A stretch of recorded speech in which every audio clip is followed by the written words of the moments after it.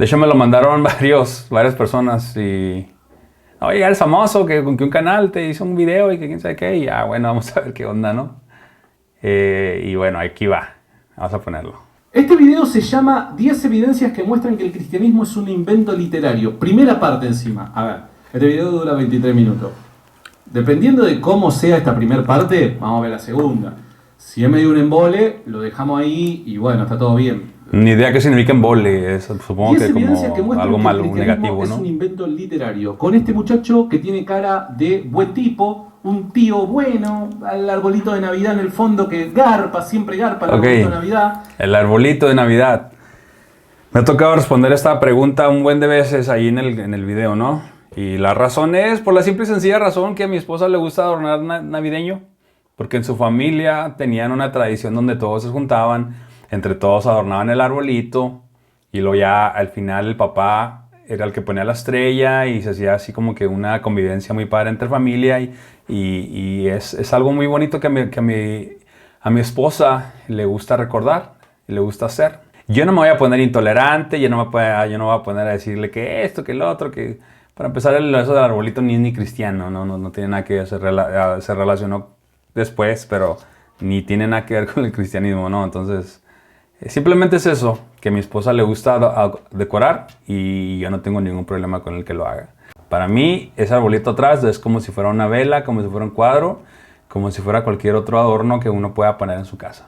Dentro de mi búsqueda de Dios, dentro de mi búsqueda por la verdad, he encontrado muchas cosas muy interesantes que me han llevado a la conclusión que el cristianismo es otra invención más, así como las muchas que hay en el mundo. Y él es que dice, lo que él dice es parte de una investigación objetiva. Él dijo, loco, yo no soy un militante ateo ni nada por el estilo. Ateo. Dice... Ahí va otra vez, no soy ateo, no soy ateo. Tal vez podría ser ateo en el sentido tradicional porque no creo en ninguna deidad religiosa, o sea, no dejé de creer en el Dios cristiano para creer en otro Dios de otra religión, ¿no?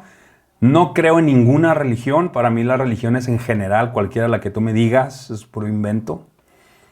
Pero sin embargo, creo que fuimos creados por una mente o por mentes inteligentes, de que no tenemos idea quiénes son o cómo son, pues es la realidad, ¿no? Creemos saber quiénes son porque creemos lo que dice un libro, la Biblia u otros libros sagrados u otras tendencias u otras religiones. Sin embargo, no tenemos la menor idea de quién realmente nos creó. Hay demasiados misterios aún en el mundo. Y así como hay diferentes creencias en todo el mundo, a la conclusión en la que he llegado es que el cristianismo es una más. Y si te pones a estudiar un poquito la historia... Estudiar la historia. Recuerden, hay frases que son clave a la hora de analizar un video. Investigación objetiva, estudiar la historia. Sigamos. Puedes claramente encontrar cómo fue que esa creencia llegó hasta nosotros y hasta el día de hoy es lo que forja nuestra cultura. Como he dicho en otros videos, esta búsqueda de la verdad acerca del cristianismo o la verdad en general, pues inició por una desilusión muy grande de la iglesia, del cristianismo. Y seguimos con la introducción. La hace muy larga. Yo dije, banquen un toquecito que después se pone un poco más candente, pero banquen. Estar involucrado en todas esas cosas. Pues inicié leyendo libros, tratando de buscar información en internet, etc. Y más que nada una insatisfacción de que muchas preguntas no se respondían, digamos, satisfactoriamente. Cosas que el cristianismo te ofrece y luego así como que las piensas, así como que esto está así medio, ¿no? Como que no, como no sé, como pensar que Dios Todopoderoso, que diseñó las galaxias, que diseñó el ADN del ser humano, todas las especies que hay en el planeta, el cuerpo humano con todas sus ramificaciones nerviosas, y etcétera, así cosas tan complejas, haya diseñado una realidad en donde yo soy pecador, en donde yo estoy condenado al infierno nada más por existir. O sea, yo nací ya condenado, o sea, con una naturaleza que me hace ser pecador, que yo no escogí, que yo no pedí. O sea, yo no pedí ser pecador, yo no decidí tener esta naturaleza. Y ahora voy a... Y yo también no decidí nacer, no sé, en el lugar en el que me tocó nacer, ¿no? Pero nacer donde te tocó nacer no te manda al infierno, che. Una pequeña observación es, al menos hasta este momento, a mí el sabor a boca que me deja es, se investigó probablemente todo menos la fe cristiana, ¿no? Porque ya arrancamos mal. O sea, ¿viste cuando vos decís, no, he investigado? Sí, ¿de qué? Ok, obviamente esta persona, este amigo argentino, ya está, vamos a decir, predispuesto a que yo estoy mal y él está bien, ¿no? Entonces, cualquier cosa que diga yo se tiene que tomar para resaltar algún aspecto negativo, ¿verdad? O sea, no es una, vamos a decir, no es una crítica imparcial, es algo que ya está predestinado a su tarea de él es demostrar que yo estoy mal. Lo que yo intento decir con el fragmento que acaba de decir es que yo, como me parece totalmente irracional, me parece irreal, me parece algo que ya no puedo creer que el ser que nos haya diseñado, que demostró su grandeza desde el instante en el que podemos ver su obra, ¿no? Su creación, lo que ellos o él, yo estoy más inclinado en que son muchos, ¿verdad? Pero X, ¿no? Hay demasiadas cosas muy complejas que es muy difícil que se crean solas de la nada, ¿no? O sea, tiene que haber algo, a una mente, unas mentes inteligentes diseñando las cosas que miramos, ¿no? Entonces, que esas mentes que han diseñado cosas tan grandes diseñaran lo que nos ofrece el cristianismo irracional, me parece algo absurdo. El Dios cristiano, que lo sabía todo, que sabía las cosas que iban a pasar, porque es omnisciente, o sea, todo lo sabe, sabía lo que iba a pasar en el futuro. Sabía que a raíz del plan o de la forma de la que él iba a hacer las cosas, el resultado iba a ser que mucha gente se iba a ir al infierno. Unas se iban a salvar, pero muchas otras se iban a ir al infierno. Sin embargo, él nos ama a todos. Entonces, en ese ínter en el que Jesús o no Jesús, en el que llega Jesús, y aún con Jesús, de aquí a que la iglesia iba a repartir todo el evangelio para todos lados, infinidad de almas se iban a perder. O sea, me parece algo sacado de un libro como El Señor de los Anillos, o como Harry Potter, o es algo que está lejos de la realidad. Que la gente lo cree porque se le enseñó a creer en eso desde que eran niños y ya no más. Pero si uno piensa, o sea, uno razona, uno utiliza la inteligencia que Dios le dio a uno, ¿no? La capacidad de razonar, pues eso no está mal, ¿no? O sea, Dios te da, o más bien quien sea que nos haya creado, nos dio o vamos a decir el Dios cristiano, nos dio la capacidad para razonar y sin embargo no la podemos usar porque si la utilizamos estamos mal. Hey, pero ¿investigaste cristianismo? ¿Te metiste en la doctrina cristiana? Tengo toda mi vida siendo cristiano. Nací en una familia cristiana. Mis familiares son cristianos por parte de mi papá y por parte de mi mamá. Tengo primos, tíos, pastores. Tengo primas, esposas de pastor. Incluso tengo algunos familiares que son famosillos y andan haciendo su ministerio. Y yo sé que puedes pensar, no, pero eso no te hace conocer a Dios. Eso no te hace ser conocedor de la verdad de Dios o de su palabra o de bla, bla, bla, bla, bla, bla. Toda mi vida yo leí la Biblia con pasión, con disciplina, con unas verdaderas ganas de conocer al Dios que yo pensaba que era el Dios real en ese momento, que es el Dios cristiano. Incluso esa hambre por Dios era la que chocaba con la iglesia, porque a los pastores, al sistema religioso no le gusta que la gente profundice. Porque el profundizar en la Biblia, el investigar varias traducciones, el buscar, el meterte, hace que surjan preguntas. Y había preguntas incómodas que los pastores no querían responder o no podían responder o no sabían cómo o simplemente preferían el tipo de oveja o el tipo de congregante que solamente dice amén, gloria a Dios, que da su diezmo, que asiste frecuentemente y que se involucra en las actividades y nos vemos el siguiente domingo. Aquí el amigo tal vez dice que si me investigué, porque a lo mejor él piensa que yo no soy conocedor del cristianismo, simplemente lo abordé así para hacer ese video, ¿no? Sacrifiqué muchas cosas de mi vida por el cristianismo. O sea, aquí el amigo no puede decir que no conozco la fe cristiana, conozco las denominaciones, conozco lo que unos creen y lo que otras creen, conozco por qué unos la creen y otras no. Pero Dios envió la solución, que es Jesús. Y supuestamente Jesús dice que Él te libra del pecado, sin embargo sigo siendo pecado. O sea, aún después de haberlo aceptado y recibido el Espíritu Santo, pues sigo pecando. O sea, ¿cómo está eso? No dice que te libró del pecado, de las garras y de las cadenas, pero yo sigo siendo pecador, sigo siendo la misma persona que batalla con las mismas cosas, que tiene la misma naturaleza, en fin. Y resulta que si no sigo las cosas como Dios dice... Claro, Jesucristo nos libró del pecado, de la condenación del pecado, pero nadie dice que, y el cristianismo no afirma que al menos en esta vida vamos a dejar de lidiar con una naturaleza corrompida por el pecado. ¿Se entiende? 2. Porque la ley del Espíritu de vida en Cristo Jesús me ha liberado de la ley del pecado y de la muerte. ¿Pero qué es esto de la ley del pecado? ¿Qué quiere decir? ¿Que hay una ley en mi cuerpo que me hace pecar, o de la ley de que soy condenado, no? A ver, aquí que dice un poquito antes en el 7.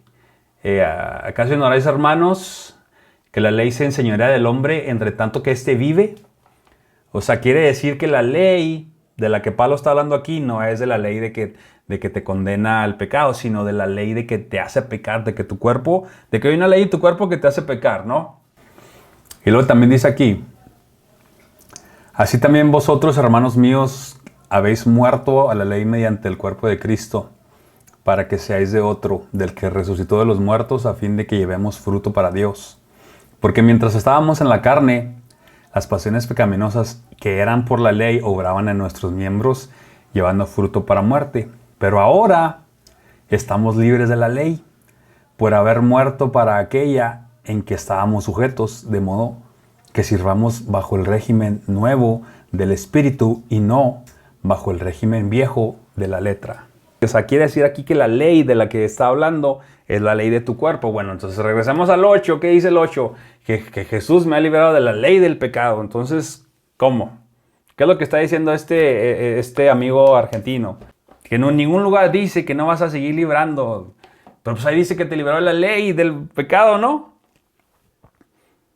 Y eso es lo maravilloso y lo hermoso de la Biblia, ¿no? Que cada quien la puede interpretar como quiere. Y cada quien interpreta de la forma correcta, ¿no? Las miles de denominaciones cristianas que hay, cada uno de ellos interpreta la Biblia de la forma correcta y los demás están equivocados. Y obvio, aquí el Che claramente es el que está correcto, ¿no? En su interpretación, en lo que el cristianismo establece, ¿no? El cristianismo jamás afirma que de alguna manera mística, cuando te haces cristiano, vas a dejar de lidiar con... Porque la ley del Espíritu de vida en Cristo me ha librado de la ley del pecado. Que muchas veces, y deseos... Entonces, ¿te ha librado o no te ha librado? Que muchas veces te llevan a hacer cosas que no están bien. ¿Está bien? El cristianismo jamás afirma eso. Dice, porque lo que hago no lo entiendo, pues no hago lo que quiero, sino lo que aborrezco, eso hago. Entonces, ¿te libró de la ley del pecado o no? O sea, en una parte dice que te libró y en otra parte dice que no, porque hago lo que aborrezco. Entonces, a ver, díganle a Pablo, por favor, que se ponga de acuerdo qué es lo que va a enseñar. Lo que te dice es que Dios te da el Espíritu Santo para que a través de su gracia vos puedas permanecer en el camino de la fe, caminando en santidad. Pero nadie dice de que vas a dejar de pecar. De hecho, dice que si pecamos tenemos abogado en el cielo. ¿Esto qué quiere decir? Ante la posibilidad de que puedas cometer pecado, dado una realidad que te toca atravesar hasta el regreso de Jesús, y que vos, si es que has permanecido fiel hasta el fin, recibas un cuerpo glorificado, y el tema del pecado ya sea algo del pasado, hasta ese momento vas a tener que lidiar con el pecado. ¿Se entiende? Jesucristo lo que vino a hacer fue a perdonar los pecados, y aquel que es bautizado y que llega a Cristo en fe y demás, sus pecados pasados son borrados, el pecado original ya no le es imputado, pero bueno, de ahí en adelante hay una vida, y hay una vida con la que vos tenés que lidiar con este cuerpo que está corrompido por el mismo. Por ende, las tendencias, inclinaciones, deseos hacia el mal, siempre hasta el momento de nuestra muerte van a estar. Y la pregunta es, ¿para qué tanto circo? O sea, creas a una pareja y luego las dejas ahí y dices, no comas de ese fruto, ¿ok? Y te vas. Y nada más por eso, por ir a que la pareja no obedeció y decidió comer de un fruto, todo el desmadre que se hizo, todas las consecuencias que sucedieron, todas las almas afectadas, todas las vidas, o sea, todo lo que el pecado iba a ocasionar en la existencia del ser humano. Solamente por eso, y el Dios cristiano, todopoderoso, sabio, sabiendo eso, que el simple hecho de comer de un fruto, todo el desmadre que iba a ocasionar, todo el circo que iba a hacer, que el pecado original y que el Espíritu Santo y que ibas a luchar con tu carne, ibas a tener que vivir una vida batallando con tu naturaleza hasta que el Señor regrese y que tus pecados se borran. O sea, todo este circo, todo este cuento, es ilógico que sea verdad, es ilógico que sea real. No es real, es una historia, es una fantasía, es una fábula, es un cuento sacado de la mente de un escritor. Es obvio, es muy obvio. Es tonto pensar que quien sea que diseñó las galaxias y el ADN del ser humano y las cosas tan inmensas y maravillosas que miramos a nuestro alrededor, diseñara algo tan deficiente como eso. Pero si uno piensa esto, si uno razona un poquito y se da cuenta que esto es absurdo, uno está mal. Y el cristianismo no es que dice lo contrario en absoluto. Es más, lo que dice es, para ese problema yo te quiero dar una solución. Y es el Espíritu Santo. Ahora, el Espíritu Santo no es un ser mágico. Ok. Para ese problema quiere decir que te va a una solución. Ok. Pero el Espíritu Santo no soluciona nada. ¿Por qué? Porque sigues pecando igual. ¿O qué es lo que soluciona el Espíritu Santo? Te doy esa solución. ¿Y cuál es la solución? Pues nada, sigues pecando. O sea, no hace nada. No es ninguna solución. O sea, no pasa nada. Estás en la misma, estás igual. Pero con todo y Jesús y el Espíritu Santo, igual sigues igual de pecador. Entonces, pues, ¿cuál es la solución, pues? No dices que para ese problema te hace solución, pues ¿qué soluciona? Nada. Te toca y de repente sos otra persona completamente distinta. Exacto, entonces ¿de qué solución hablas tú entonces? Ya no tocas la tierra para no ensuciarte porque... Entonces, ¿qué es lo que hace el Espíritu Santo? Pues, o sea, ¿qué hace? Si no te transforma ni nada, entonces ¿qué hace? Una especie de ser angelical que trasciende esta realidad pecaminosa. En absoluto, para nada. Eso no es un tipo de promesa cristiana. La promesa cristiana es, el Espíritu Santo te va a dar la fuerza. No es con nuestras fuerzas. Entonces, ¿qué fuerzas te da si sigues pecando? ¿Entiende? No te dan nada, sigues en las mismas. No con la suya. ¿Está bien? De eso, básicamente, se trata. Ahora, fíjense qué interesante el comentario que nos pone acá Juan, ¿no? Que dice, 1 de Juan capítulo 5, versículo 18. Sabemos que todo el que ha nacido de Dios no peca, sino que aquel que nació de Dios lo guarda y el maligno no lo toca. Claro, pero el contexto de esto quiere decir que no permanece en una vida pecaminosa, en rebelión a Dios. No que no peca porque se volvió perfecto y su pureza es tal que es imposible para su naturaleza caer en el error o cometer algún tipo de pecado. En absoluto, para nada, nadie. Solo Cristo caminó en esta vida sin pecado alguno. Nosotros, hasta los más virtuosos, hemos cometido pecado y vamos a seguir cometiendo pecado. Ahora, este pasaje lo que quiere decir es que aquel que ha nacido de nuevo no va a vivir una doble vida. O sea, lo que quiere decir, o sea, ¿y quién es el que dice qué es lo que quiere decir y quién es el que dice o elige qué es lo que no quiere decir? O sea, ¿quién es el que determina cuál es la interpretación correcta de los versículos? O sea, ¿quién es el regulador, no? La maravillosa Biblia se presta para que cada quien la interprete como quiera. Y como ya había dicho, o sea, de ahí surgieron miles de diferentes cristianismos, diferentes denominaciones, que unos creen de una forma y unos creen de otra y bla, bla, bla. Entonces, ¿quién es el que dice que la interpretación correcta de este versículo sí es la correcta y la otra interpretación es equivocada? O sea, ¿quién es el que hace el certificado de autenticidad, no?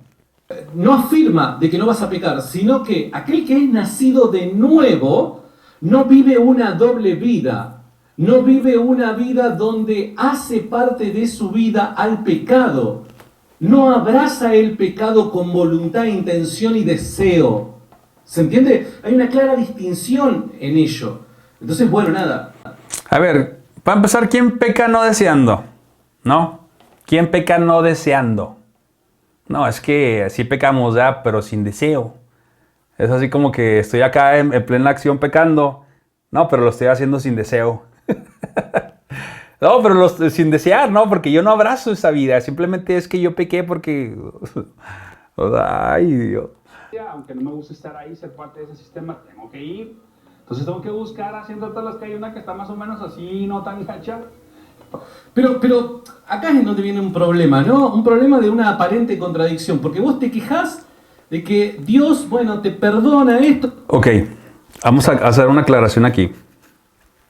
Ok, y para hacer esa aclaración, vamos a mirar este video. Despite what you might be thinking, these two circles are not equal. I repeat, these two circles are not equal. One is in fact larger than the other. What I need you to do is determine which one that is. So, please raise your hand if you believe the blue circle is larger than the red. All right. Please raise your hand if you believe the red circle is larger than the blue. All right, very good. Now, before I said anything about these two circles, what was your first instinct? Equal, right? Because they look equal. And the reason why they look equal is because, in fact, they are equal. These two circles are identical. Yet I got just about every one of you to raise your hand and say that they're not. So what do we learn? That you can be manipulated like that to believe in something that goes against your natural instinct. Just imagine as a child you're taught that the blue circle is larger than the red. If you say it enough times, you convince yourself that's the truth. If you're told the lie enough times, it becomes part of your reality. And if enough people are taught that lie, that the blue circle is larger than the red, well, now it becomes part of the culture.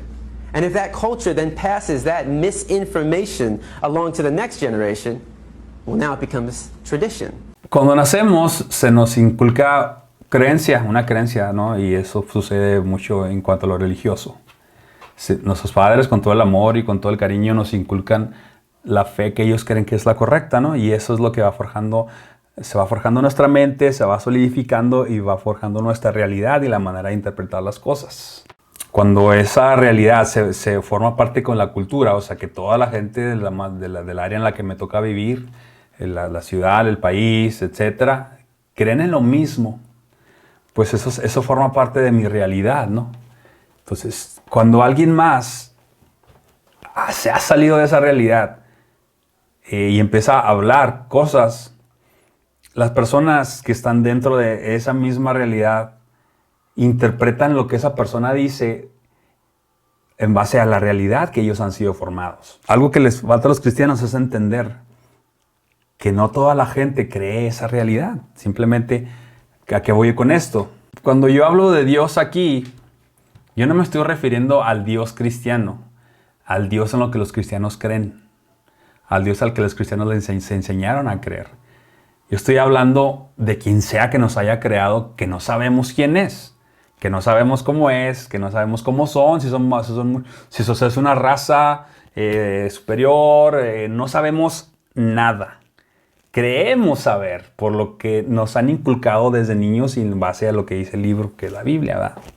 Lo que yo estoy intentando decir con esto es que lo que yo veo que el cristianismo enseña conforme quién es Dios y luego qué es lo que Él supuestamente pide que hagamos, me parece absurdo. No lo creo. No creo que es real. No creo que sea necesario. No creo que sea auténtico. No. Pero el amigo argentino interpreta que yo lo estoy diciendo desde la realidad en la que él vive, en donde Dios sí es el Dios cristiano y en donde lo que dice la Biblia sí es la verdad y en lo que para poder acercarse a Dios, esto es lo que tienes que hacer. Y él, como vive de esa realidad, piensa que yo hablo desde esa realidad. Pero yo no estoy hablando desde esa realidad porque yo no creo que el Dios cristiano sea real. Yo no creo que quien sea que nos creó haya diseñado el cristianismo. Hay demasiada grandeza por todos lados para pensar que ese ser o esos seres hayan diseñado algo tan carente, tan... Entonces, no es que yo me esté creando mi propio Dios Y no es que yo no me quiera someter a Dios. O sea, cuando yo quiero buscar cuando yo digo, yo estoy buscando a Dios, yo estoy buscando quién verdaderamente nos creó. No estoy buscando al Dios cristiano. Pero que el Dios cristiano dice, haz esto, yo digo, ay, pues no, yo no quiero hacer eso. No, yo estoy buscando, yo ya no creo que esto es el Dios, yo estoy buscando quién verdaderamente es. Espero se entienda la diferencia. Otro, pero te exige ciertas cosas y vos no querés. Entonces la pregunta es... No es que no quiero, ¿acaso es que... de alguna manera... Es que no creo que sea real, simplemente. No creo que... Es todo. ¿Un tipo de deseo de Dios? Porque Del quien sea que nos creó, no del Dios cristiano, ¿ok? este video diciendo, bueno, yo en una búsqueda de Dios y demás, parece ser que esta persona, quizás honestamente está diciendo, yo deseo encontrarme con Dios, yo deseo a Dios. Él piensa que yo deseo encontrarme con el Dios en el que él cree, con el Dios cristiano, porque él cree que su Dios cristiano es el verdadero creador de todo. Entonces, si yo digo, yo quiero encontrarme con Dios, él piensa que yo me quiero encontrar con su Dios. Pero no es así, yo quiero descubrir quién realmente nos creó. Etcétera. Pero todo aquello que según el cristianismo dice que es necesario para mantener una relación con Dios, lo rechazo. Ok, ¿sabes lo que está pasando ahí? Es que te estás construyendo un Dios a tu imagen y semejanza, y amigo... No, porque no tengo la menor idea cómo es. No tengo la menor idea cómo es o cómo son, para empezar. Que eso de que creer que es un Dios, eso viene del monoteísmo, y el monoteísmo nació para manipular a la gente, entonces... Lo único que, al único camino que te puede llevar es a vos mismo crear una nueva religión. No, porque, ok, religión quiere decir volver a ligar, de repetir, de rehacer, religión, ligar, ligos, o sea, volver a ligar, ¿no? Yo estoy buscando entender mejor quién nos creó. Y no creo que sea el personaje del Dios cristiano que se inventaron. Una religión conforme a el Dios de tu imaginación y de tus deseos que... No, porque yo sigo las leyes morales que ya existen, ¿ok? Que no nacieron de un libro, que ya existen, que ya están dentro de nosotros, que sabemos que sí, que no nos gusta que nos roben, sabemos que yo no quiero que me maten, yo sé que yo no quiero que nadie corteje a mi esposa, yo sé que yo no quiero que la gente me diga mentira, yo quiero que la gente me diga la verdad, etc. Entonces, si yo quiero que la gente sea así conmigo, por ende yo sé que así debo ser, ¿no? Es algo que ya está en mí, que ya está en mi naturaleza, que no se me enseñó. Y que absolutamente no salió de un libro, ni de un profeta, ni Dios lo tuvo que revelar a nadie. Simplemente ya está en nosotros. ¿Ok? No estoy creando mi propio Dios. Estoy intentando acercarme más a la verdadera fuente de nuestra existencia, a entenderla mejor, a que mis pensamientos, dirigirlos más hacia la realidad y dejar los cuentos. Eso es lo que está pasando. Pero aquí el amigo, como él vive en su realidad, él piensa que lo que yo digo está dentro de esa realidad en la que él vive. No te pide ningún tipo de estas cosas que a vos te desagradan. Entonces, si tanto te desagrada las cosas que el cristianismo dice que son necesarias para mantener una relación con Dios, ¿por qué te quejas del cristianismo? Pegá la media vuelta y andate. Es como estar luchando siempre con la novia tóxica, ¿no? Cambia... En eso sí tiene razón. Sí, el cristianismo es como una novia tóxica. Es algo... He sacrificado buenas oportunidades en mi vida por el cristianismo. He tomado malas decisiones por el cristianismo. Me hubiera encantado haber descubierto las cosas que descubrí años atrás. Para haber enfocado mi vida años atrás en lo que la estoy enfocando ahora. Haber leído los libros que leí años atrás. Ellos piensan que nada más ellos tienen el derecho de compartir lo que piensan, lo que son. De hecho, mi próximo video será 5 cosas. 5 cosas para saber si estoy adoctrinado. Y una de ellas, uno de los puntos es que los derechos van no solamente en una sola dirección. Solamente ellos tienen el derecho de compartir su fe. Solamente ellos tienen el derecho de compartir lo que el Señor ha hecho por ellos. Solamente ellos pueden decir, pero si alguien más comparte lo que ha experimentado, lo que ha vivido, lo que ha encontrado, y eso que uno comparte va en contra de lo que ellos creen, ay, si no lo puedes hacer. No, pues andate. O sea, lo mismo pues se puede decir en regreso. Si tú eres feliz con el cristianismo, o sea, ¿qué tienes que andar haciendo videos, no? Pues sé feliz, vive tu vida, ¿no? Sin embargo, el amigo hace sus videos y todo. ¿Por qué nada más el amigo tiene el derecho de hacerlo? ¿Y por qué yo no? Yo no tengo el derecho de compartir lo que sea que yo quiera compartir. ¿Me explico? Para más o menos ahí poder, no sé, hacer vida, involucrarte, seguir las leyes de Dios y ser fiel al cristianismo, ¿no? Pero ¿cómo es que un Dios tan poderoso, tan inteligente, tan supremo, lo puede haber diseñado las cosas de una forma diferente? En donde ¿Vos lo podrías haber hecho mejor? Yo no estoy diciendo, yo lo haría mejor. Yo estoy diciendo, ya está hecho mejor y no es así. Estoy viviendo inmensamente más pleno sin el cristianismo. Y me gustaría que otras personas también vivan esa plenitud. No nada más tú como cristiano tienes el derecho de compartir lo que sea que creas. Yo también tengo derecho de compartir lo que yo creo. Este es el momento en donde nosotros pretendemos ser más que Dios, ¿no? Si un día Yo no soy más que Dios, porque tu Dios es algo creado, inventado, como Superman, como el Hombre Araña. le presentara a un tipo de personas como esta y a muchos ateos Dios, esas personas son tan caraduras que le dirían a Dios, siéntate por favor, mira, tengo acá un plan. Para empezar, yo no quiero que sea un ser quien nos haya creado, ¿ok? Yo creo que son seres. Entonces, eso no aplica casi como que, hey, Dios, porque yo no creo en eso, ¿ok? Acá diagramado cómo tendrías que haber creado el mundo y haberlo regido. Me parece que acá cometiste una serie de errores. Yo considero que estas otras opciones son mejores. O sea, no puedo pensar, no puedo analizar, no puedo mirar las cosas y decir esto es absurdo. No puedo. Tengo que creerlo ciegamente. Y si yo ejerzo mi capacidad poca o mucha de razonamiento para decir esto que estoy aquí leyendo y esto que estoy mirando me parece absurdo, no puedo hacerlo. Tengo que creer las cosas que dice ahí ciegamente. Del mismo Dios y no nos hemos dado cuenta. Tener ese tipo de ideas, pegate un baño de humildad, bajate ese pony, amigo.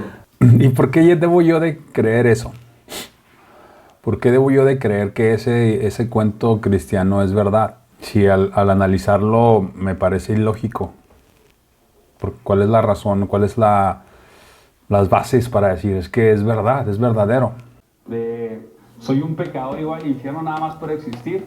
Entonces, ahora tengo que vivir agradecido. Gracias. Porque ese Dios todopoderoso me proveyó a Jesús, ¿no? Y se supone que Jesús pagó mi deuda.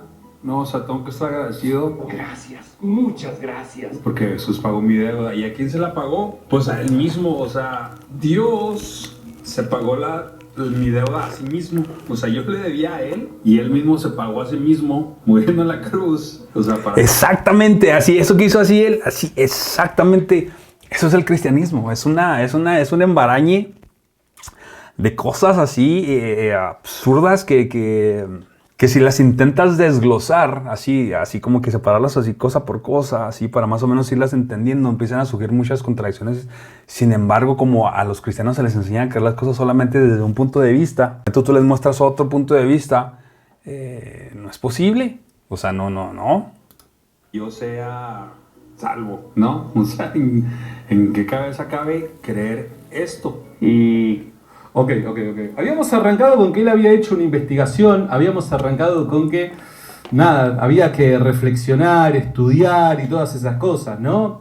Y por eso vuelvo a repetir, el flaco capaz que es un ingeniero termonuclear, no sé si existe tal puesto. No, soy fotógrafo y videógrafo. Y de hecho, si quieres encontrar mi trabajo de fotografía, me puedes buscar en Facebook o en YouTube como Dan Lozada Photography and Films. Pero capaz que el loco es, director de la NASA y es un crack en muchas áreas de su vida. Pero, amigo, arrancaste diciendo que después de mucha investigación y demás, investigaste absolutamente todo, supuestamente, pero no investigaste de cristianismo, amigo. O sea, comprate un libro de introducción de 17 páginas que te explique básicamente qué es lo que los cristianos creemos sobre la Trinidad. Ok, para empezar, tiene que decir qué tipo de cristianos, ¿no? Porque hay un montón de diferentes cristianos. Y hay unos cristianos que creen en la Trinidad y hay otros cristianos que no creen en la Trinidad. Entonces, cuando él me dice, nosotros los cristianos, entonces, ¿de cuáles cristianos estás hablando? Que supongo de los que creen en la Trinidad. Hay otros que no creen, entonces, ¿a quién le tengo que hacer caso, no? ¿A los cristianos que sí creen en la Trinidad o a los cristianos que no creen en la Trinidad? Digo, porque yo soy consciente de que es hiper complejo entender o tratar de profundizar en lo que es la Trinidad. Es hiper complejo para los seres humanos, creo que es imposible poder abarcarlo, obviamente, porque tratar de abarcarlo es abarcar a Dios, y seres finitos no pueden abarcar un ser infinito. Seres finitos no pueden abarcar a un invento literario, ¿no? Pero, no sé, al menos una idea superficial de qué es la Trinidad deberías de tener. Sí, sí sé que es la Trinidad, hombre, pues lo he leído en muchos discipulados, pláticas, estudios, congresos, bla, bla, bla, bla, bla, bla, ¿no?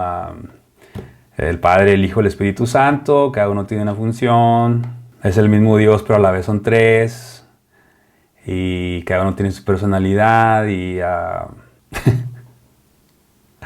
empezar ya con eso ya es politeísmo, ¿no? Pero bueno, ya tengo un video que hablo del politeísmo y el cristianismo, ¿no? Así es que ahí te dejo el link para que los mires. Ahora, decir de que Jesús se pagó a sí mismo el castigo... O sea, ¿Jesús es Dios o no? Demuestra de que tu investigación no fue honesta. Tengo que ser... O sea, ¿Jesús es Dios o no? Ok, sí, ok. Entonces, ¿a quién le debíamos la deuda? No le debíamos al diablo. La deuda de pecado no era con el diablo. Era con Dios. O sea, a quien se le debía el pecado, la deuda, es a Dios. Y lo que el Dios amoroso, precioso, cristiano exige es sangre y muerte. Sangre y muerte para que pudiera haber perdón de pecados, ¿no? O sea, el gran corazón del Dios cristiano exige sangre y muerte. Para Él poder perdonar. Para Él poder dar perdón. O sea, Él es el que está encima y Él es alguien transgrede algo, la ofensa es hacia Él, ¿no? O sea, Jesús es Dios también, ¿no? Por lo tanto, quiere decir que esa deuda se le debía a Él. Porque es Dios, ¿no? Ok. Nada más no es tan Dios, es hombre cuando conviene y... o sea, es como Él decía. O sea... No. Esto no era un mero capricho de Dios en donde Dios dice me tienen que pagar y yo mismo voy a pagar lo que me tienen que dar a mí, y es como que... Pues eso es exactamente es lo que es. ¿Quién lo pagó? Jesús. Y Jesús, ¿quién es Dios, no? ¿A quién se lo pagó? A Dios. Pues, o sea...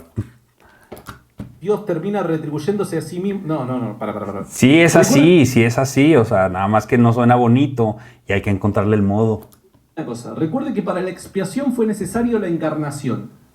Para la expiación fue necesaria la encarnación. ¿Esto qué quiere decir? Quiere decir que Dios, amoroso, bueno, bondadoso, que Él se fija en nuestros sentimientos más íntimos, que Él está consciente de nuestras necesidades y de nuestro corazón, si nos enamoramos o no, si de nuestros sueños, ya sea qué queremos lograr en esta vida.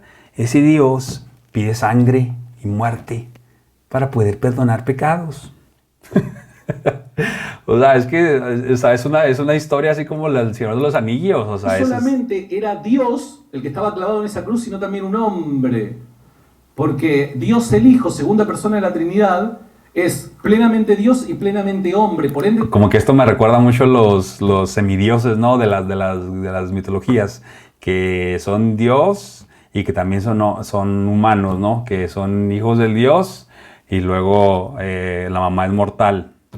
Estaba clavado ahí en esa cruz, no solamente era un ser plenamente Dios, sino también plenamente hombre. Y es por eso que nosotros decimos de que Él ocupó nuestro lugar como hombre. ¿Y era Dios o no?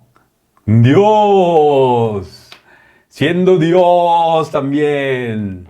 El valor de dicho sacrificio fue por causa de que Él es la deidad. ¿Se entiende? Pues sí, ¿a quién se lo dio? A Él mismo. A eso me refiero, que al menos una noción básica de Trinidad debemos de tener. Y vuelvo a repetir, a mí me escarbazo un poco y probablemente me quede... Hasta ahí nomás yo te diga, che, loco, hasta acá te puedo explicar el tema de la Trinidad, porque sinceramente para mí es hiper complejo, y vuelvo a repetir, nadie puede intentar presumir abarcar en su totalidad lo que es la realidad de la Trinidad, en absoluto, para nada. Pero yo soy consciente de que, bueno, hasta acá llegué.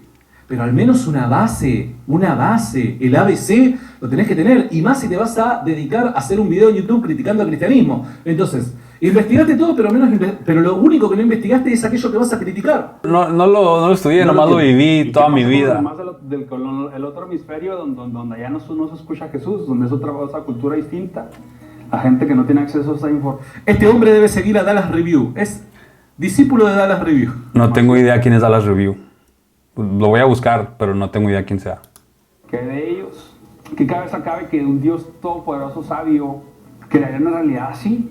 Y luego, pero me ama, ¿no? Él me ama. O sea, ¿En qué cabeza cabe que un Dios todopoderoso, omnisciente, perfecto y demás cree una realidad así? Y la verdad que si Dios es las cosas que vos estás diciendo que es, la verdad es que yo no puedo sacar esa conclusión. Pues la verdad es que no creo que quien sea que nos creó sea así.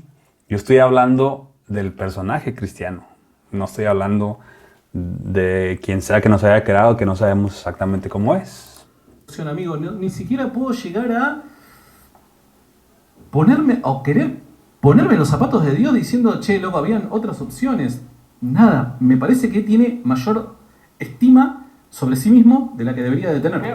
O sea, fíjense cómo cambia así no entiende lo que yo intento decir, no entiende el concepto en el contexto, perdón, en lo que yo lo digo. Tal vez el sarcasmo de mi afirmación no lo agarra. Lo lleva así al hecho de que yo creo que lo hubiera hecho mejor que su Dios. No, nomás por existir, pero Él me ama. No te vas al infierno por existir, amigo. Si de alguna manera te vas al infierno es por dos razones. La primera, porque fuiste una mala persona, como todos nosotros. O sí, ¿y por qué fui una mala persona? Pues porque heredé una naturaleza que no pedí y que no puedo dejar de ser. Como todos nosotros. O me vas por un Dios que es justo. Decir que vos sos una blanca palomita que jamás ha cometido ningún acto de maldad. No has transgredido nunca una ley moral. Jamás. No, en absoluto. Estamos hablando con un ser del más allá, con un semidios, con una persona que... Si voy al infierno es porque el Dios cristiano me está condenando por haber transgredido una ley moral, ¿verdad? Pero la estoy transgrediendo porque yo no puedo dejar de transgredirla porque tengo una naturaleza que heredé que no pedí. Porque el Dios... Antes de crear todo, sabía que esto iba a suceder y aún así lo hizo. Y ahora yo, que no tengo nada que ver con la desobediencia de Adán y Eva, heredé algo y por ese algo estoy condenado. Y ahora estoy obligado a creer en esto cristiano para poder ser salvo. Porque si no, voy al infierno. O sea, es a lo que me refiero. Es ilógico, es absurdo, es algo que te manipula para atarte a un sistema en el que tienes que estar. Porque si no vas al infierno. Baja un toque de ese pony. Primero eso. Y segundo, porque ante este problema, que es el problema de la maldad, de que todos hemos transgredido una ley moral, que todos hemos pecado, Dios nos ha dado la solución en Cristo. Y vos a esta solución la estás rechazando. Entonces dice Dios, bueno, amigo, o sea, ¿qué más que...? Volvemos a lo mismo. Una supuesta solución de la maldad, que no soluciona nada porque todos seguimos pecando. Una supuesta solución, el Espíritu Santo, que no soluciona nada porque seguimos pecando. O sea, el amigo piensa que yo creo que es verdad, pero que no me quiero someter a esa ley. Yo creo que simplemente hay consecuencias. O sea, cuando tú violas una ley moral hay una consecuencia y ya.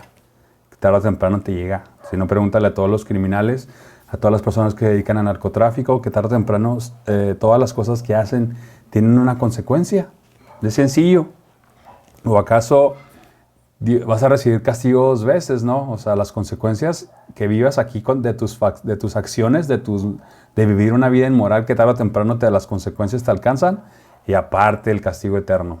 Entonces yo no creo que eso sea verdad, es todo. Si no sigo a Jesús, igual me voy al infierno. Es como que llega un rato y te dice, o me da la cartera o te mato. Pues, pero tú puedes escoger. O sea, Él te da la opción de que tú escojas. O el infierno o Jesús. O sea, es como allá como en Corea del Norte, ¿no? Que se hace... ¿Quién le puede mandar un mail a este muchacho diciéndole, loco, decime la verdad, ¿en algún momento transgrediste la ley moral?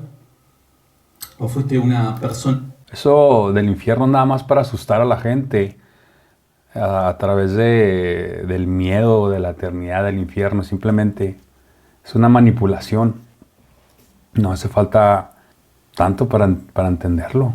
Dios no es un tipo de dictador que dice voy a crear este mundo simplemente para que todos se sometan a mí porque tengo ganas de hacerlo.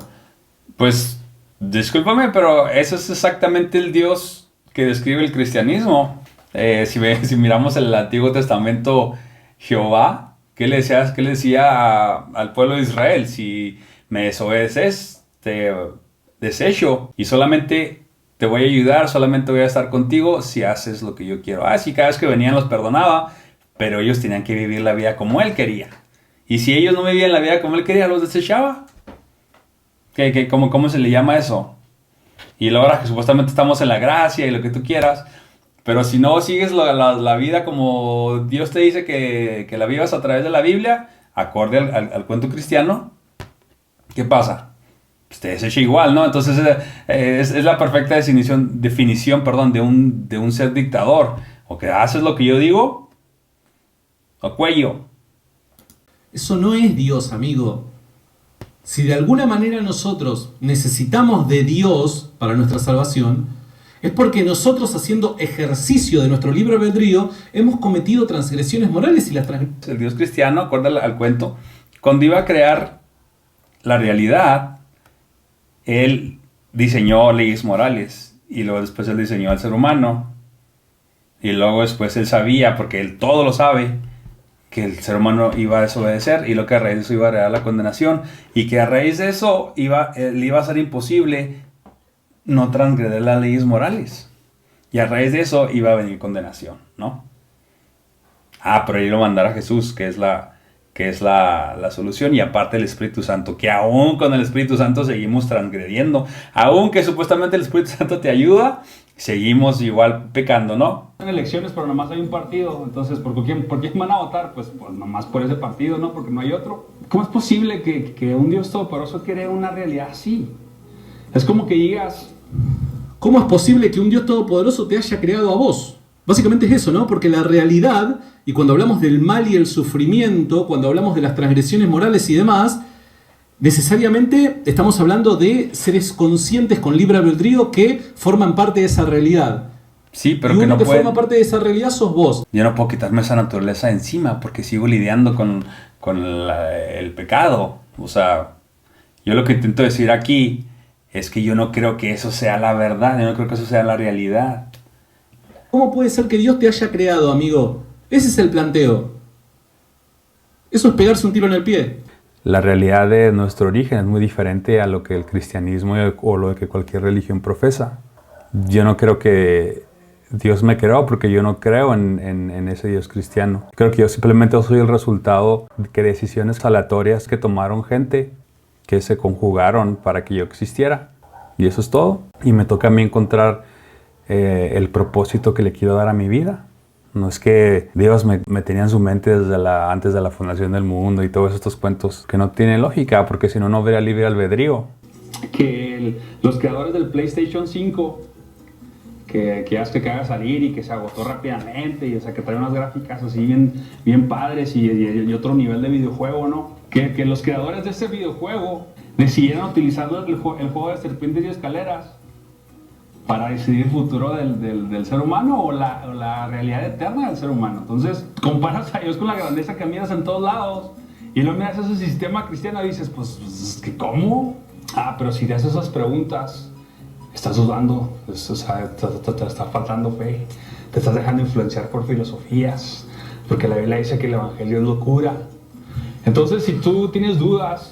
No, o sea, que la Biblia, el Nuevo Testamento diga que el Evangelio es locura, no quiere decir que sea irracional. ¿Está bien? Al parecer, las palabras tienen un significado diferente en la Biblia del que tienen normalmente, ¿no? Por ejemplo, la palabra locura. La locura quiere decir trastorno o perturbación patológicas de las facultades mentales. Acción imprudente, insensata o poco razonable que realiza una persona de forma irreflexiva o temeraria. Pero como ese significado no va acorde a todo el rollo cristiano y todo, pues entonces no quiere decir eso, locura, quiere decir otra cosa. no lo puedes preguntar, no puedes dudar, porque quiere decir que estás mal. Entonces, o lo crees así ciegamente, sin pensar, sin analizar, o estás perdido. O sea, ¿en qué cabeza cabe que esto sea de Dios? Bueno, en fin, debido a todas estas dudas, empecé a buscar. ¿Qué buscaste? ¿Qué buscaste? Buscaste en YouTube a Dallas Review y estas fueron las conclusiones a las que llegaste. ¿Qué fue lo que...? ¿Quién es Dallas Review? A ver, ¿quién es Dallas Review? Voy a buscar aquí. Dallas Review, a ver. Ah, el que hace videos así como sarcásticos, ¿no? A partir de ahorita 10 cosas, nada más 10, porque hay un chorro más. Ah, todavía no arrancó. Pará, todavía no arrancó. Ahora arranca con las 10. Nos fumamos 7 minutos de introducción y ahora arranca con las 10. Vamos a ver si mete segunda, si no lo dejamos acá, pero vamos a ver. O sea, es increíble, pero hay muchas más. En este video te quiero compartir 10 rápidamente. Eso es fantástico, rápidamente. Si más adelante a lo mejor alguien tiene duda y quiere que profundice en las cosas, lo voy a hacer un poquito más. Número 1. Los 10 mandamientos ya existían en la religión egipcia antes de Moisés. Dos cosas. La primera, ¿quién afirma que los 10 mandamientos han sido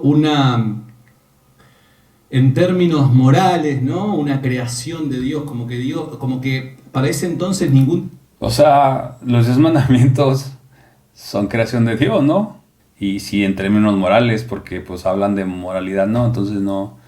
¿a qué se refiere el amigo diciendo que quién dijo que los 10 mandamientos son creación?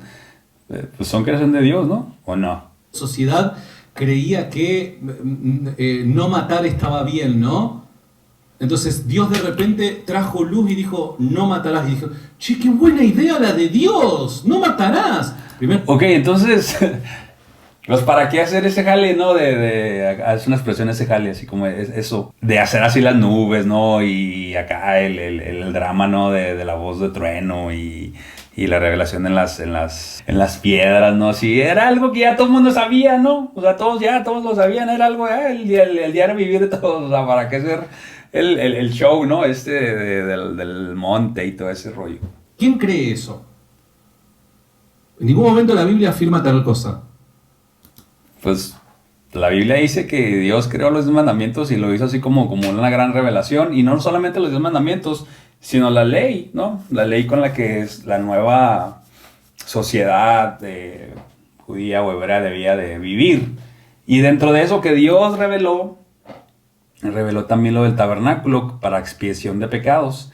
Y lo que Jesús hizo en la cruz, supuestamente, está basado en ese sacrificio de derramamiento de sangre y muerte para perdón de pecados.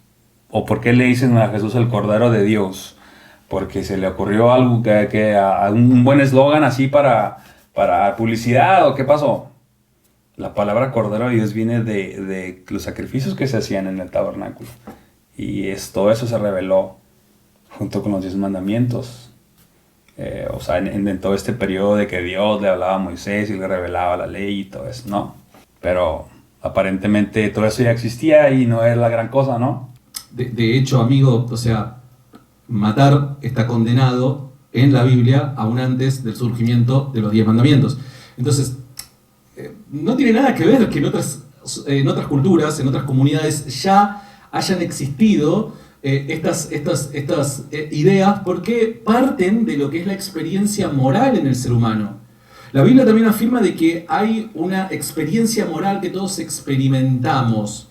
Que exactamente, es ser... todos ya tenemos eso dentro de nosotros, no necesitamos un profeta, no necesitamos que Dios haga un circo en el monte y que revele todo esto, ¿no? O sea, es algo que ya existía. Conscientes y saber diferenciar entre lo correcto, incorrecto, bueno, malo, etc. Entonces, aún sin el no matarás, las personas sabían que matar estaba mal. ¿Se entiende? Entonces, acá no están descubriendo nada. Entonces, ¿para qué hacerlo? Y segundo, de alguna manera estos 10 mandamientos refutan al cristianismo. Que antes de que Moisés existiera y que Dios en el monte Sinaí le revelara a Moisés la ley y le dijera cómo está todo el rollo, esa información, vamos a decir, esos mandamientos ya existían en la religión egipcia. De hecho, La religión judía es muy parecida a la egipcia, es casi como Sí, sobre todo por lo idólatra. Sí, no, O sea, bueno, vamos a dejar que acabe. son calcos, son 2 gotas de agua, son 2 gotas de agua. una copia, cambian algunos detalles, pero Sí, detalles, del politeísmo partimos al monoteísmo, ¿no? O sea, aquí según el amigo piensa que los israelitas eran monoteístas. O sea, la misma Biblia dice que adoraban otros dioses. Obviamente no has estudiado la egipcia comparada con la judía y mirar los paralelos y todo eso. Obviamente no lo ha hecho. Pero sí hay paralelos muy calcados. Aparentemente los israelitas eran monoteístas. Sin embargo, la misma Biblia dice que ellos adoraban a otros dioses. Detalles, nada más, es muy similar. En la cultura egipcia, bueno, desde aquel tiempo, había algo que se llamaba el libro de los muertos. Esto es un libro en donde, según la cultura egipcia, cuando una persona moría, su alma tenía que pasar por ciertas pruebas, por ciertos desafíos, antes de decidir. La fuente Infobae, me encantó eso, me encantó la fuente Infobae. Si iba a ir al paraíso o si iba a ir al castigo, al Hades o al infierno, por llamarlo así. Entonces, una de estas pruebas eran unas negaciones, presentaban frente de unos jueces y luego él expresaba cómo había vivido: no mentí, no robé, no maté. Y dentro de esas negaciones, pues ahí están los 10 mandamientos. Número 2. Me gustaría invitar a William Lane Craig para que trate de iluminarnos con respuestas a este tipo que probablemente marque un antes y un después en la cultura occidental y sus raíces cristianas. Es muy posible que Moisés no existiera, según las nuevas investigaciones arqueológicas y literarias. A ver, primero, es muy posible, bueno, muy probable puede llegar a ser, no posible, sino probable. Ausencia de evidencia no es evidencia de ausencia. ¿Qué quiere decir esto? Que muchas personas, por lo general, Ausencia de evidencia no es evidencia de ausencia. Ok, vamos a tener esto bien claro porque vamos a usarlo mucho. Teólogos escépticos lo que dicen es: no tenemos evidencias en los registros arqueológicos que afirmen que en un determinado periodo en el pasado el pueblo de Israel estuvo siendo esclavo en la tierra de Egipto y luego Dios los liberó y demás. Está bien que no lo tengamos y que no tengamos particularmente ese tipo de evidencia que se está pidiendo, no quiere decir que no haya ocurrido. Pues sí, pero tampoco quiere decir que sí ocurrió. Entonces, si tenemos un suceso que supuestamente es algo que sucedió en el pasado porque la Biblia lo dice, ¿no? Pero no hay evidencia. Y sin embargo están surgiendo evidencias literarias, arqueológicas, etcétera, de que eso nunca pasó. Me voy a quedar con la ausencia de evidencia, no es evidencia de ausencia. Esta lógica puede aplicar para cualquier libro, ¿no? Harry Potter, ¿no? De ahí la historia dice que existió un lugar Hogwarts, la escuela esta de magia y todo. Y si nos podemos a buscar en el mundo, probablemente no encontramos ninguna evidencia de que esto haya existido. Sin embargo, como por ausencia de evidencia, no es evidencia de ausencia, entonces a lo mejor sí existió Hogwarts, ¿no? A lo mejor sí existió Harry Potter, a lo mejor sí existieron los Avengers, ¿no? O sea, el gran plan maestro del Señor, o sea, vamos a decir, la gran obra de Dios liberando su pueblo y el éxodo y las plagas y cruzando el Mar Rojo y etcétera, etcétera. No hay nada que diga que eso, el efecto existió. Pero por ausencia de evidencia no es evidencia de ausencia. Entonces sí existió, ¿no? Sin embargo, están surgiendo cosas que están diciendo que la historia esa es pura obra literaria, es puro cuento así, pura literatura. Sin embargo, porque aquí el amigo She dice que por ausencia de evidencia no es evidencia de ausencia, entonces ya existió, o sea, ya, ok. Entonces todo lo que dice la Biblia es verdad. ¿Qué queremos decir? De que sabemos ahora absolutamente todo del pasado en Egipto. Toda la historia de Egipto la tenemos con sumo detalle. Si fuera así, ya no tendrían que haber más excavaciones, ya no tendrían que haber más investigaciones. ¿Por qué? Porque ya lo conocemos absolutamente todo. Pues sí, pero ¿para qué quieres que haya investigaciones? Si hay investigaciones y lo que surge no lo crees. No lo crees porque va en contra de la adoctrinación que te han hecho durante toda tu vida. Entonces, ¿para qué quieres que haya más investigaciones si lo que surge de las investigaciones no lo vas a creer? Ausencia de evidencia no es evidencia de ausencia, ¿no? Esto lo único que muestra es que se presume que en el futuro no va a aparecer absolutamente nada. Nada más. Por otro lado, punto número 2. ¿Y qué hacemos con el Antiguo Testamento? ¿Por qué el Antiguo Testamento no puede contar como evidencia? Porque para que, digamos, un escrito o algo sea histórico, tiene que tener diferentes fuentes. Porque, repito, para esto, Harry Potter puede ser algo histórico, ¿no? El Señor de los Anillos puede ser algo histórico. Cualquier literatura que nos topemos, cualquier ficción puede ser histórico, ¿no? Pero tiene que haber otras fuentes que lo confirmen. Por eso. ¿Que verse respaldada por una fuente externa? Exacto. ¿Ese criterio quién lo afirma? ¿Quién lo impone? ¿Quién lo impone? Pues los historiadores. ¿Y quién impone, por ejemplo, el contexto que aquí el Che le da a la interpretación de la Biblia? Por ejemplo, que lo que es locura no quiere decir locura en la Biblia. ¿Quién lo impone ese criterio? Si las investigaciones dijeran que lo que en efecto dice la Biblia es verdad, claro, es una prueba, es una evidencia de que lo que dice la Biblia es verdad, pero como que lo que está surgiendo no respalda nada, entonces ahí sí no, ¿verdad? No es válido. Vamos a decir, los eruditos, vamos a decir, todo este tipo de compendio académico que valida o invalida las cosas, tienen valor cuando me conviene, pero cuando no me conviene, no tienen valor. Y tercer punto, ¿qué tiene que ver esto con el cristianismo? ¿Qué tiene que ver esto con el cristianismo? Vos, entonces tendremos que arrancar el Antiguo Testamento y toda la historia de Moisés de la Biblia, ¿no?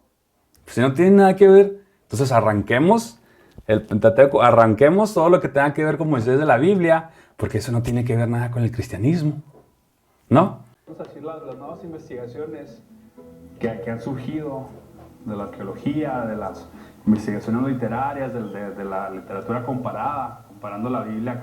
Les juro que me estoy derritiendo. Tendría que haber puesto un ventilador acá con agua porque estoy así, que me derrito. En los cuentos antiguos egipcios han llegado a la conclusión de que probablemente Moisés no existió. Es un personaje creado literariamente. ¿Qué me dices, doctor? Esto es fantástico, ¿no? Y arqueológicamente, este señor que ya todo el mundo tendríamos que conocer, que es Israel Finkelstein, de la Universidad hebrea, pues ha hecho unos grandes estudios arqueológicos y ha publicado sus libros, etcétera, y ha corroborado pues lo que los historiadores y los lingüistas y lo que estamos estudiando. Yo, por ejemplo, especialista en que son las fuentes egipcias del Nuevo Testamento, pues se descubre que detrás de lo escrito en la Biblia, del Antiguo Testamento, hay simplemente eso, fuentes egipcias que se han copiado y han hecho unos personajes pues fantásticos, ¿no? Y entre ellos el Moisés. Yo sé qué es. Eso es demostrar.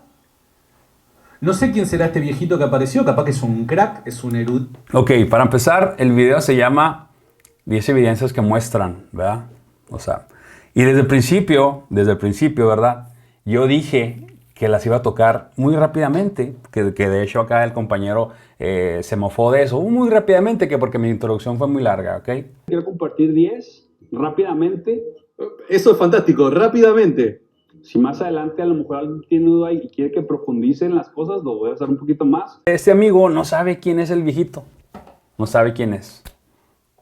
Por consiguiente, obviamente no conoce su trabajo, no conoce sus libros, no conoce todo lo que este señor ha aportado, su trayectoria, etc. No la conoce. Toco el tema así superficialmente, digamos, muestro lo que es como con la intención de que la gente, ok, esto es un tema en el que me gustaría ahondar y me voy a poner a leer.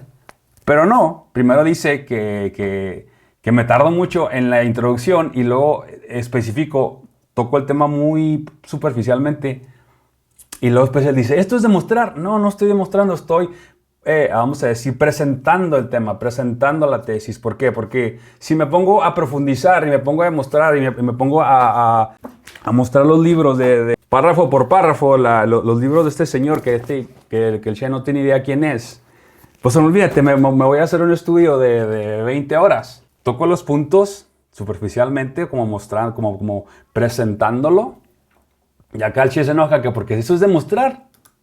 No estoy yendo por ese lado. Capaz que es un genio el viejito. Pero al menos este fragmento es demostrar de alguna manera que Moisés no existió. Como dije en el principio, si quieren que profundice, profundizo en este punto. Y muestro las cosas, y muestro la investigación. Que este señor que no tiene idea, que para de hecho se llama Yogari Pujol. Para todos aquellos hermanos escogidos del Padre, portadores de la verdad, que no tienen la menor idea quién es este viejito. Bueno, este viejito se llama Yogari Pujol. ¿Ok? Y esto es una blasfemia, y si estás escuchando esto y eres cristiano, para este momento te estás rasgando las vestiduras. Las nuevas ¡Menfarisea! Cubrimientos a raíz de las nuevas tecnologías que están siendo utilizadas y todo, están revelando que muy probablemente Moisés en realidad no existió. Vamos a decir que Moisés sí existió, ¿ok? Moisés fue el único, digamos, de los hebreos que tuvo contacto directamente con la cultura egipcia, que fue educado en la religión egipcia, que creció en la religión egipcia. Sale clip, qué zarpado que es. Que recibió los mejores tratos, según como dice la Biblia, que creció en la casa de Faraón y fue tratado como un príncipe. El pueblo de Israel, al contrario, era un pueblo esclavo. O sea, no tenía acceso a la educación, no tenía acceso a la cultura, solamente era trabajar y dormir, y ese era su estilo de vida. Entonces, cuando Dios los libera, él era el único, digamos, que sabía escribir, el único que conocía la cultura o la religión egipcia, y resulta y resalta que Dios solamente le habla a él, y resulta que lo que Dios le habla a él es completamente una copia de lo que había en Egipto. O sea, no te suena así como a chinchulla, no te suena como que hay algo ahí así medio extraño. O sea, que vamos a decir que lo que a ver si dice que es. Dios supuestamente le reveló a él era una pirateada, una falsificación, una jiribilla de lo que es la cultura egipcia. Entonces, digamos que la supuesta ley que Dios le reveló a Moisés ya existía desde antes, era más antigua. Si Moisés existió... No, es una copia, olvídate. Por eso, esa es la razón por la que el libro de Éxodo describe una historia de que cuando Moisés había subido al monte y no descendía, le pidió el pueblo a Aarón de que le hiciera dioses, y dice que hacen un becerro de oro. La cultura cananea tenía su grupo de dioses, su panteón, ¿no? Así es como se le dice. Y dentro de ese grupo de dioses, pues había diferentes dioses con diferentes personalidades. El dios El, otra diosa que en el momento no me acuerdo del nombre. Lo que hicieron los historiadores que inventaron el Antiguo Testamento es que tomaron historias de este pueblo cananeo, historias con los dioses del panteón cananeo. Tomaron algunas y luego se las atribuyeron todas a Jehová. Por eso es que cuando leemos el Antiguo Testamento miramos que Jehová como que tiene diferentes personalidades, como que un día anda de buenas y otro día anda de malas, como que a veces es muy bueno y muy tierno y muy noble, y de repente es iracundo y de repente estalla y Moisés lo tiene que calmar porque si no va a arrasar con todo el pueblo, y de repente manda a matar, y de repente es muy tierno con algunos de sus siervos, y por eso miramos que tiene como unas personalidades distintas. ¿Por qué? Porque algunas de las historias del Antiguo Testamento pertenecen a unas era con el dios El, otras era con Baal, y las agarraron así, bueno, no quiero decir todas, pero agarraron algunas y todas se las pusieron a Jehová y las adaptaron y quisieron pues formar una nueva literatura para darle una historia a un pueblo que necesitaba tener una identidad. Ahora, obviamente aquí el Che no conoce esto, ¿verdad? Él piensa que lo que dice el Antiguo Testamento sucedió tal como dice ahí, y es verdad, y que ausencia de evidencia no es evidencia de ausencia. Dice que los israelitas afirman, este es Jehová que nos hizo salir de Egipto, que nos sacó de Egipto. Y cuando Moisés regresa, ¿qué es lo que hace? Rompe las tablas de la ley, porque eso era idolatría. No, una copia impresionante de la cultura egipcia, de la religión egipcia. A ver, chicos, o sea, las esculturas en la religión egipcia eran clave.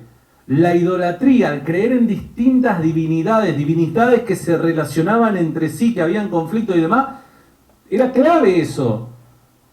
Y el monoteísmo judío, junto con este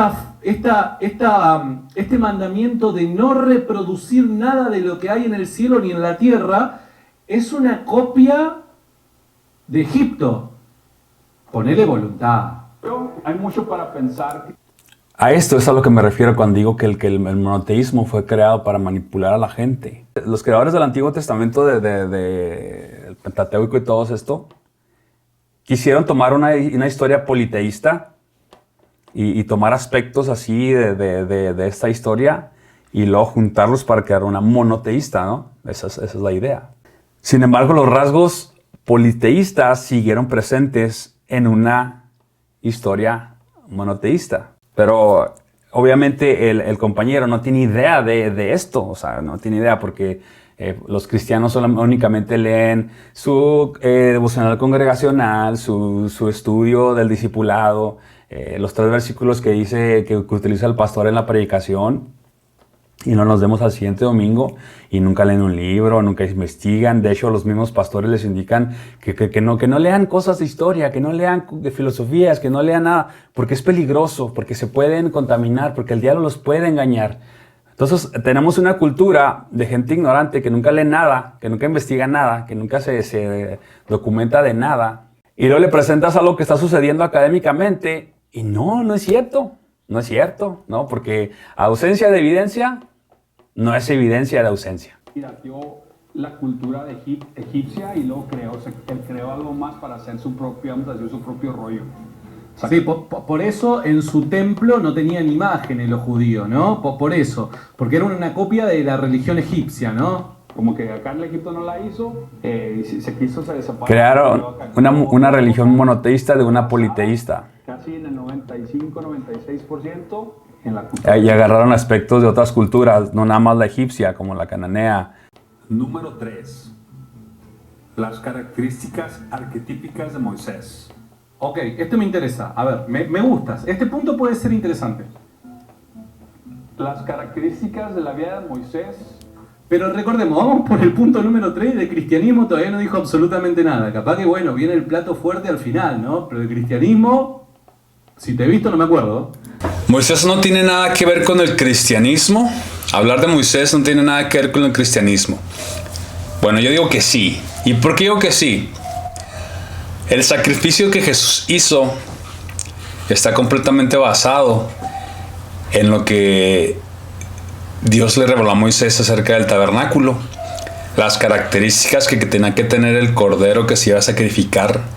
Tenía que ser perfecto, tenía que tener ciertas características para poder ser utilizado para el sacrificio, ¿verdad? No, sin defecto, determinado de edad. Ahí en la Biblia vienen las características que el cordero debería tener, ¿verdad? Decir que Moisés, o hablar de Moisés y si Moisés existió o no tiene nada que ver con el cristianismo, pues es una tontería, porque la ley que se le reveló a Moisés es completamente la base con la cual se llevó a cabo el supuesto sacrificio de Jesús en la cruz.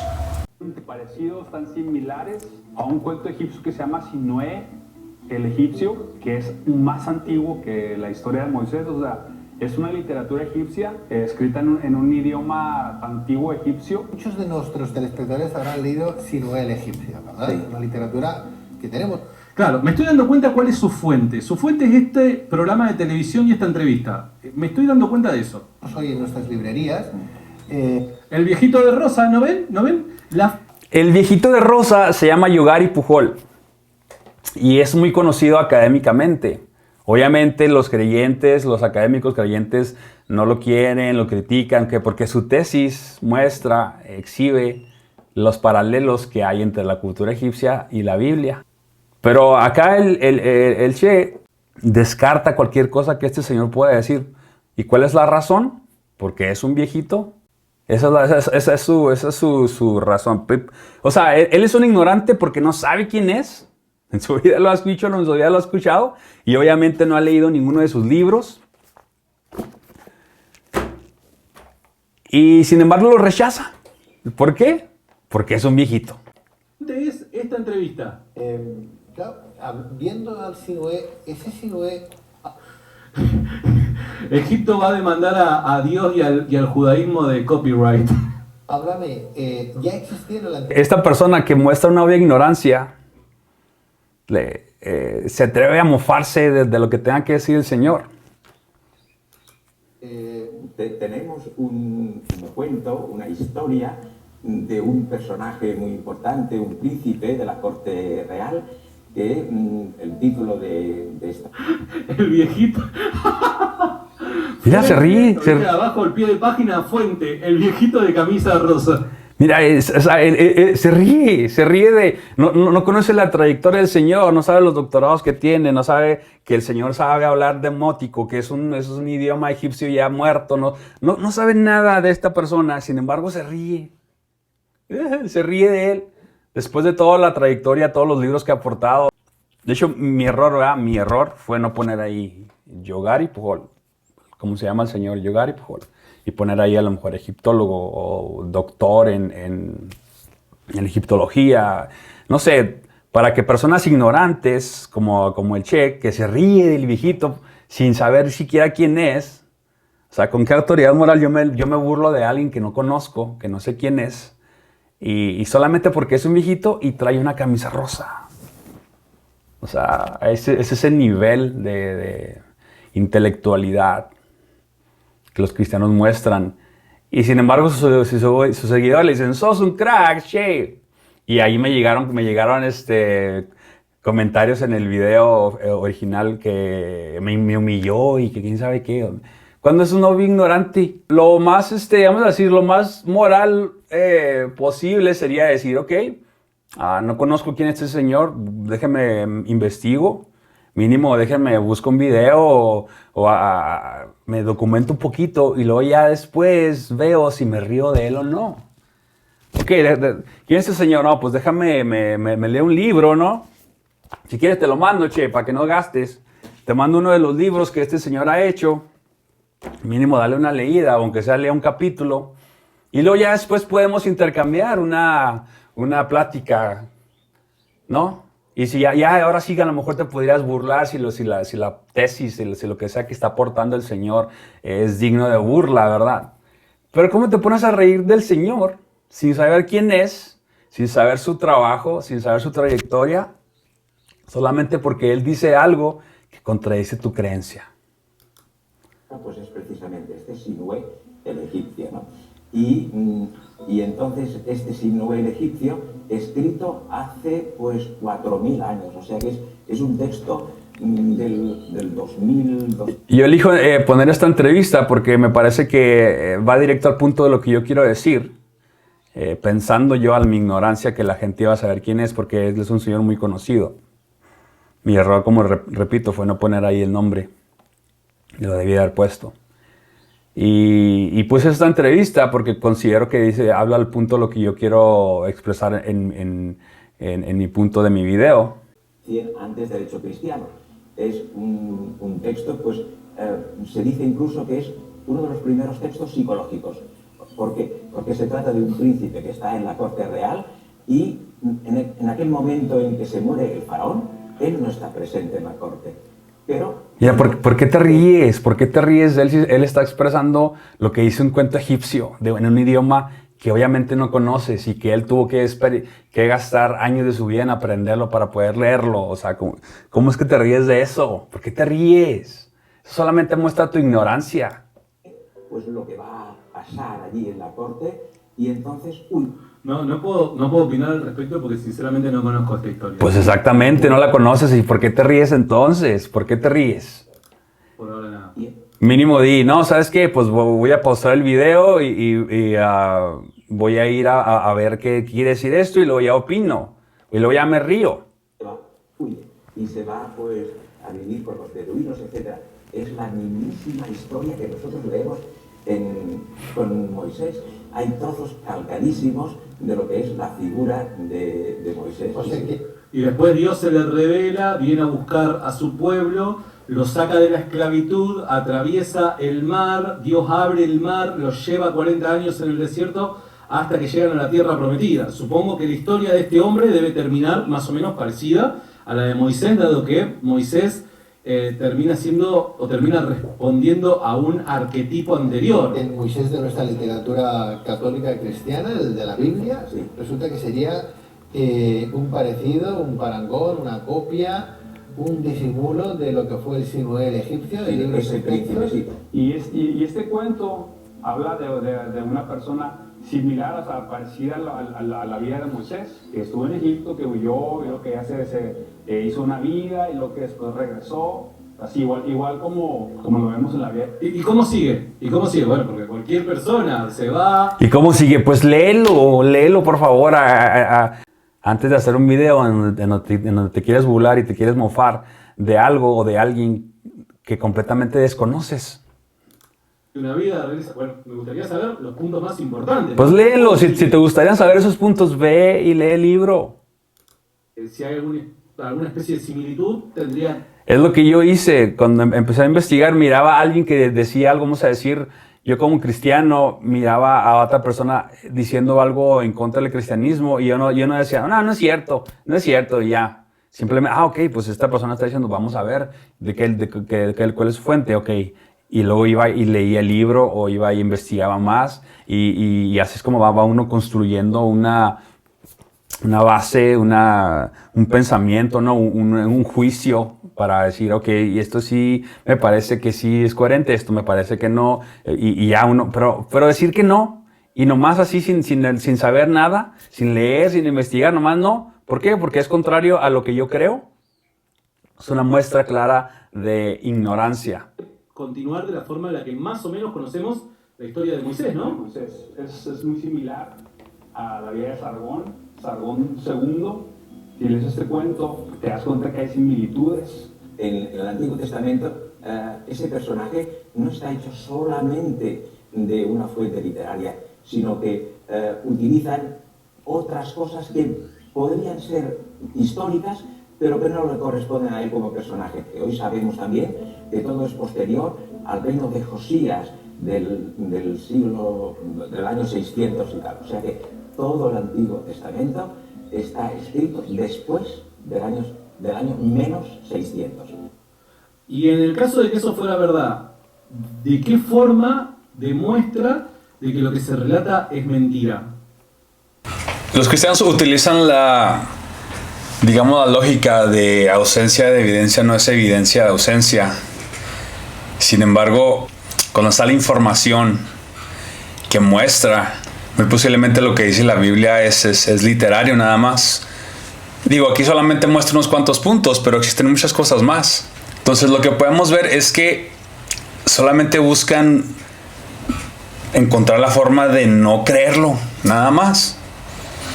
Si el hecho de que no exista evidencia de nada no es suficiente como para decir no es cierto, ahora mostrando evidencia de cosas no es más evidencia en sí, por simple lógica. Ahora, en algunos de los puntos más adelante que es que el amigo argentino no tocó, el mitotipo Rang-Raglan. Existe una lista llamada el mitotipo Rang-Raglan. Expone 22 atributos a los cuales se ajustan los héroes de la antigüedad, desarrollado por el trabajo de Otto Rank y Lord Raglan. Entonces, si un personaje, ya sea religioso, histórico o mitológico, cumple con aunque sea la mitad de estas características, es casi seguro que sea ficticio. Es Moisés. Entonces, Moisés y Jesús están dentro de esa lista así de los más altos, peleando ahí quién es más ficticio que el otro. Entonces en esta lista podemos mirar que también aparece Moisés. ¿No es esto acaso más que la ausencia de evidencia no es evidencia de ausencia? Sin embargo, ese argumento sí es válido y las características que estoy mostrando en el video no. Simplemente el hecho de que no quieran aceptar que todo es un cuento. Pues también es muy importante. Y entonces los que hicieron esta obra literaria pues cogen cosas de Egipto y algunos hechos de otros personajes y hacen un conjunto, una amalgama y presentan un personaje como es Moisés. ¿Y cómo sabes que se hizo ese conjunto, ese grupete ahí, la amalgama y demás? ¿Cómo lo sabes? Me lo contó Dallas también, ¿no? El Señor se ha estudiado Egipto, se ha estudiado literatura egipcia en idiomas que ya no existen o que ya no se utilizan, como el demótico. Sí, por ejemplo, esta escena en donde Jesús se bautiza y luego que se abre el cielo y se oye una voz que dice, este es mi hijo amado en quien tengo complacencia y así. Así la misma escena, pero en Egipto y con otros nombres y anterior a la cristiana, ¿no? Pero ¿cómo vas a saber eso si nunca lees? ¿Cómo vas a saber eso si nunca investigas nada? ¿Cómo vas a saber eso si cualquier evidencia, cualquier dato que alguien muestra, como es contrario a lo que tú crees, intentas mofarte de eso? En lugar de tratar de investigarlo, en lugar de tratar de leerlo algo, tratar de ampliar tus conocimientos para tener algo que opinar, solamente te mofas de eso. Está obviamente copiada de otros cuentos egipcios más antiguos. Y ahí están los nombres para que lo busques. Es Sargón número 2 o Sargón segundo y Sinué el egipcio. Hay también otro cuento que es Rómulo y Remo, que son dos gemelos, y este cuento está un poquito más fantasioso, pero también trae algunas características similares a las de Moisés. Los nuevos historiadores. Tendría que averiguar porque, a ver, quiero pedirle ayuda a la gente que está conectada, porque esto no me acuerdo. La historia de Rómulo y Remo, ¿cuándo surge? Sabemos que la historia de Rómulo y Remo es el mito que da origen a Roma, supuestamente, ¿está bien? Pero el viejito de Chomba, Rosa, dijo que la historia de Moisés se escribió aproximadamente en el 600 a.C. Por ende, Rómulo y Remo tiene que haber sido antes del 600 a.C. como mínimo para hacer una copia Moisés de esto. ¿Está bien? ¿Quién sabe cuándo es que aparece la historia de Rómulo y Remo? Por favor, que me lo deje saber en los comentarios. Pero me parece que ahí se acaba de pegar un tiro, no solamente en el pie, sino en el isquiotibial derecho, ¿se entiende? Luego de este live, obviamente en un vivo no tengo las fuentes ni estoy preparado para poder proveer documentos ni nada por el estilo, pero luego de este live me dediqué a investigar y digo, ¿cuándo es que surgen los primeros documentos que hablan sobre la existencia de Rómulo y Remo? ¿Por qué? Si en definitiva Moisés fue una copia de Rómulo y Remo, los documentos que hablan sobre Rómulo y Remo necesariamente tuvieron que haber sido antes, o debieron haber surgido antes que la historia de Moisés.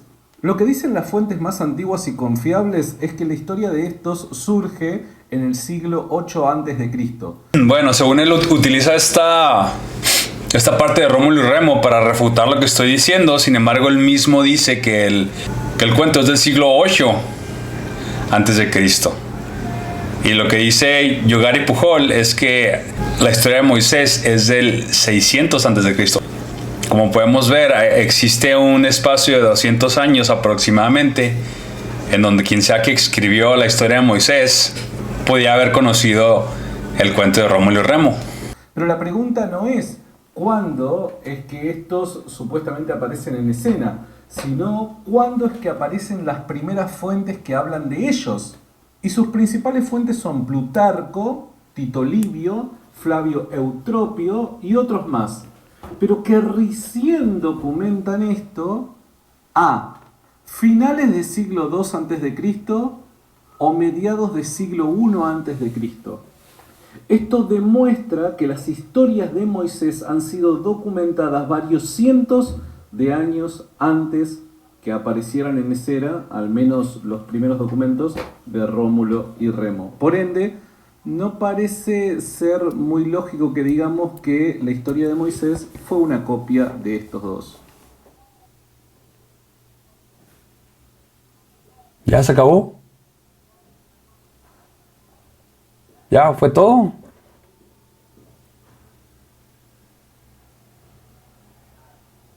A ver, este fue todo el video. Déjame ver si... A ver.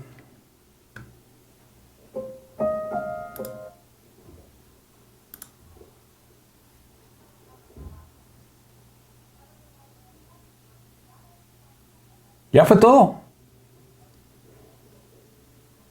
Wow, recién me acabo de dar cuenta que fue todo y no tocó los siguientes puntos, no tocó las características arquetípicas de Jesús, No tocó obviamente el número 2, que es el video número 2, que es estructura del Nuevo Testamento, la estructura de reflejo del Nuevo Testamento, las interpolaciones de Flavio Josefo, la estructura del Flavio Josefo, que tiene la misma estructura que el Nuevo Testamento. En fin, o sea, los puntos más así claves ya no los tocó.